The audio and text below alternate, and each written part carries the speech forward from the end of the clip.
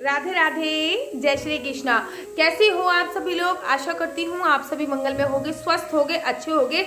आज का जो विषय है ना, मैं दावे के साथ कह सकती हूँ कि पूरे YouTube चैनल पर आपको वो विषय नहीं मिलने वाला, और वो बहुत ज़्यादा आवश्यक विषय है क्योंकि लोगों को इसके बारे में जागरूकता नहीं है। मैं दावे के साथ ये भी बोल सकती हूँ कि 99.9% लोग जो भगवान भोले बाबा को मानते हैं, जो भगवान शिव को मानते हैं, जो भगवान शिव की पूजा अर्चना वंदना करते हैं, उनको ये बात नहीं पता होगी। तो चलिए अधिक विलंब ना करते हुए मैं सीधे पॉइंट पे आती हूँ। आप लोगों ने बहुत बार देखा होगा कि एक शिवलिंग होती है और शिवलिंग के चारों तरफ एक जलहरी तरफ, जैसे कि आप यहाँ पे देख पा रहे होंगे, ये शिवलिंग है और इस शिवलिंग के चारों तरफ एक जलहरी होती है। यहाँ से हम शिवलिंग पर जल चढ़ाते हैं और वो जलहरी से होता हुआ नीचे की तरफ आता है।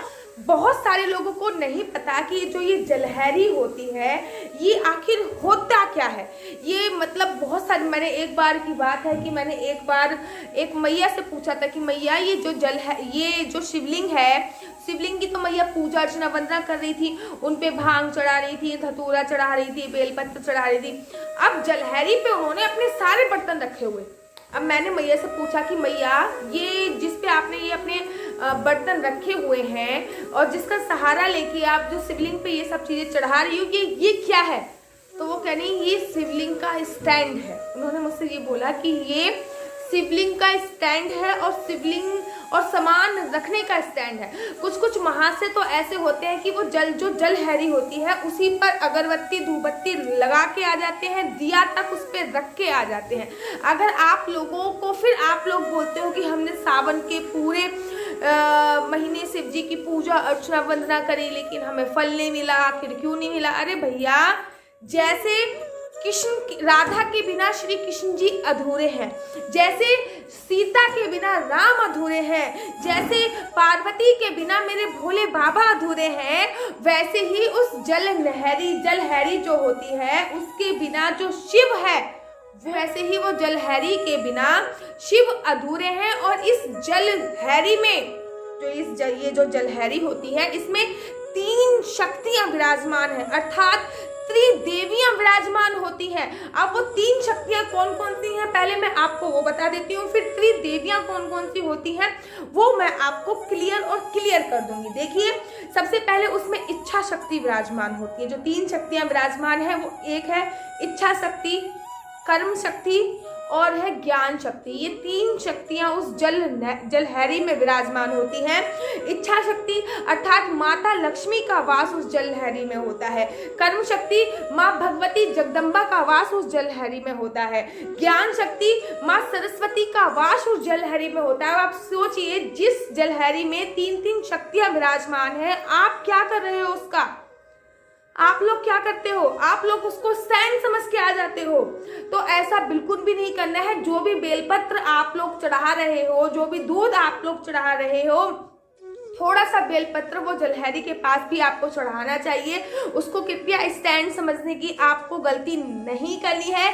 कोई भी व्यक्ति शक्तिमान तभी बनता है जब उसके पास शक्ति होती है।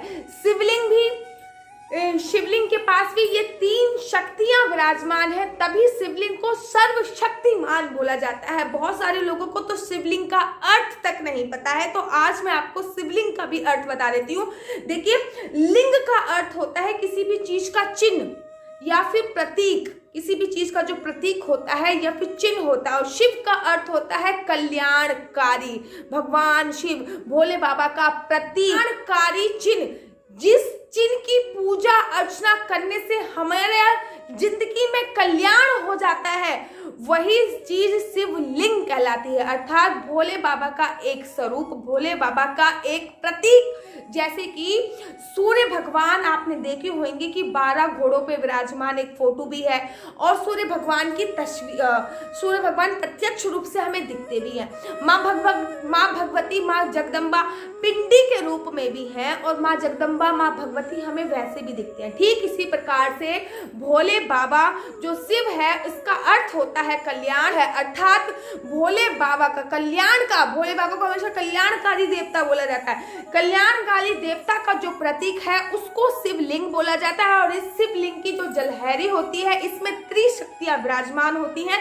तो हमें उसको स्टैंड, जो 99% लोग गलती करते हैं, आगे से वो गलती मत कीजिए। आप शिवलिंग की पूजा अर्चना वंदना कर रहे हैं तो जलहरी की भी पूजा अर्चना वंदना करना हमें उतना ही आवश्यक होता है। सावन के महीने में मैं लेके आ रखी हूँ आपके लिए ऐसे अनसुने सच जो शायद आप लोगों को पता नहीं होंगे। शिव महापुराण के अनुसार मैं आप लोगों के लिए ये लेके आई हूँ। नेक्स्ट वीडियो में बनाने जा रही हूँ कि आखिर सनातन धर्म में कितने प्रकार के शिवलिंग होते हैं। 5 प्रकार के सनातन धर्म में जो शिवलिंग है वो प्रमुख माने जाते हैं। वैसे तो बहुत है, लेकिन जो 5 प्रकार के शिवलिंग है वो प्रमुख है। ये वीडियो मैं अगली वीडियो में बनाऊंगी। तब तक के लिए मुझे दीजिए इजाजत। राधे राधे, जय श्री कृष्णा, वंदे गो मातरम, हर हर महादेव, हरि बोल।